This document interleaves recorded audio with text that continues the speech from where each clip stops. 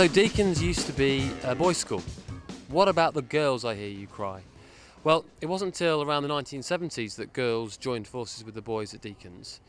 But in the 1830s, Deacon's actually joined forces with another school, the Island School for Girls. This school was started up after a Mrs. Island had left money in her will for the education of the children of Peterborough. And the girls in the Island School were taught just there behind me, just above the headquarters for Goths on Saturdays in Peterborough. And the boys were still educated further along down there in Cowgate. I've just conducted a very thorough search of the building behind me, and I couldn't feel or find the soul of the school anywhere. So the journey continues. My journey for the soul of Deacon School has taken me here to the wonderful Queensgate Centre in Peterborough, and we're just going into one of Peterborough's very finest stores. By the 1880s, the buildings in Cowgate became pretty overcrowded. So in 1883, brand new buildings were built on what was then Crown Lane, which later became Deacon Street. And actually right here in the kitchen department at John Lewis, this is where the new buildings stood. And later on, of course, they were demolished to make way for the Queensgate Centre. But if you come next time to John Lewis, have a look around the kitchen department and see if you can feel the presence of the old school.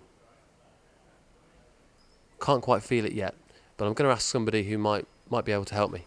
I'm here with Helen Lunn, the promotions manager here at John Lewis.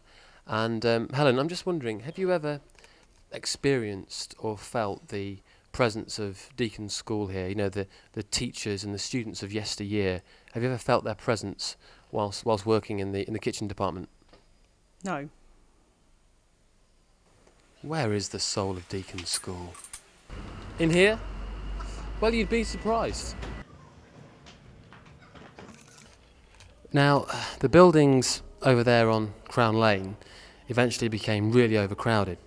So Deacon School spread out a little bit, and they came into these beautiful buildings, which used to be the Peterborough College. And Deacon's kind of borrowed some of the rooms here. Guess where the old head teacher's office used to be?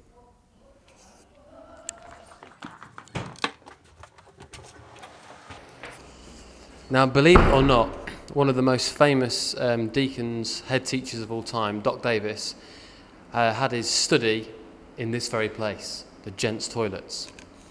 We're not going to find the soul of Deacon School here, so we're going to move on.